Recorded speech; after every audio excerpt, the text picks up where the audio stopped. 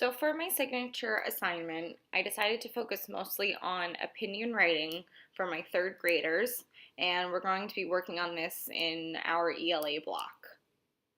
For starters, I had them do their on-demand writing, which was very interesting. It had a lot to tell, or it had a lot to show, which then told me what types of things I should really focus on most as I work through these lessons with them as we get into our signature assignment much more. One of the things I think I should really focus on is using mentor texts to kind of give them an immersion so they can understand more of what opinion writing really is.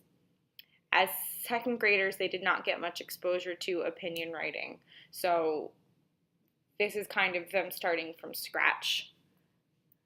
Because of that, there are 3 mentor texts I decided to share with them to kick off this mini unit. The first one being I Want a New Room. It's by Karen Kaufman Orloff. And it's really good at showing students counter arguments, so you can see both sides of what the character wants and then the other side, in this case what the parents want. And it's a great piece to show students that just because you see something one way doesn't mean someone else won't see something another way. The next one I want to use is Can I Be Your Dog by Troy Cummings. This is a great way to show audience. The book is written in letters, and the letters are addressed to different people, so the students will then be able to start thinking about, well, who am I writing this opinion writing to? Who's going to be reading it? Who is my audience? Can I adjust my writing in some way to reach that audience? And the third one is Earrings by Judith Vorst. And it's really just showing lots of different strong arguments, and the reader can understand there are some strong arguments, there are some that aren't as strong, and it really allows students to delve into that. Once we use mentor text, I think we should really go into having them figure out what they're passionate about. You can't really write an opinion piece if you don't have an opinion on something. So they should probably make a list of what they feel strongly about, and then from there they should pick one that they really should focus in on, and what they have a lot to say, or pick one that they have a lot to say about. If they don't have a lot to say about a topic, they're not going to be able to come up with strong support or a counter argument or just anything to really make their piece really strong. So they need to really think about something that they can say a lot about. And they also need to be able to argue why their opinion is valid. So just because you have an opinion on something doesn't mean that it's valid, or it doesn't mean that it's the strongest one out there. You need to make sure that you think about something that you're going to be able to argue, which then comes back to support, which we'll jump back to later on. Once they figure out what they're passionate about, and what they're going to be arguing, they really need to come up with a claim. I was noticing in my students' on-demand pieces that they were really struggling with stating a claim. They just kind of started their pieces, and they didn't think through how they should start. Again, they didn't really have exposure in second grade, so it's possible that they just didn't know how to do this step. So it needs to share that it's something in a positive light or a negative light, like I feel strongly about this, or I don't think there should be that. And it's basically just to declare their thoughts. They need to share, well, this is what I'm thinking, this is how it should be, and it just needs to be clear. It needs to be in a complete sentence, it needs to be understandable, and it needs to be precise, like this is my thought. So I want to work with them in order to make sure that they can start their piece off with a strong claim. If it doesn't start with a strong claim, it's going to be difficult for the rest of the piece to feel as strong, because if you start out kind of wishy-washy, again, it's not going to be what you really want it to be.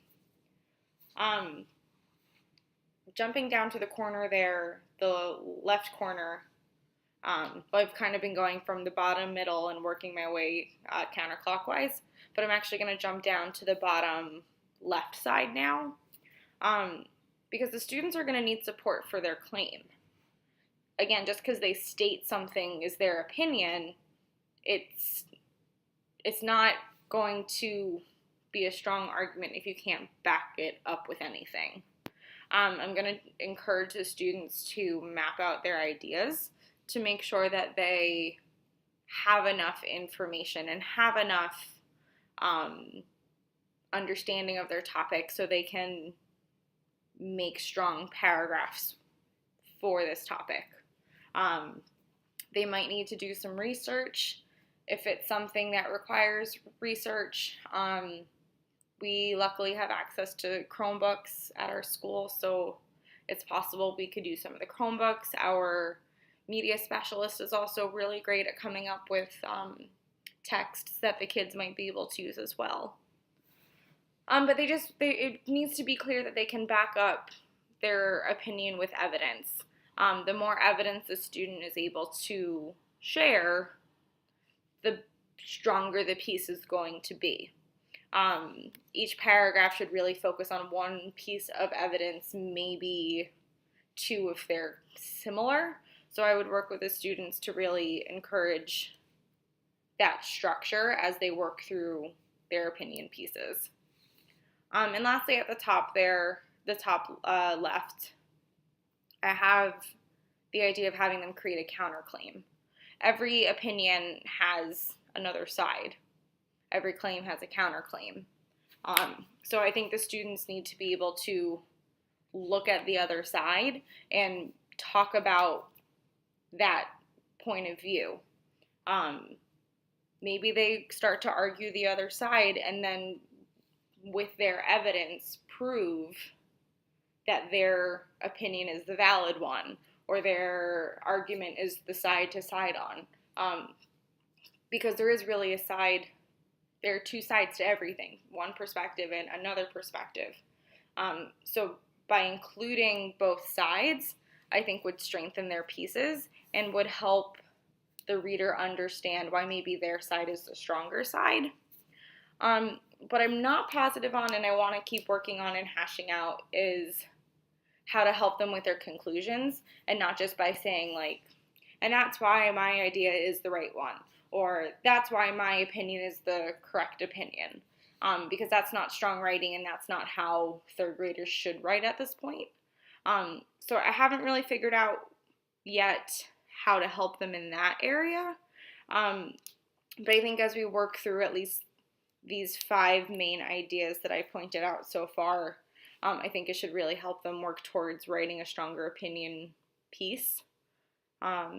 So I'm going to start with these 5 ideas and go from there, and hopefully they will be able to write strong opinion pieces by the end of our signature assignment lessons.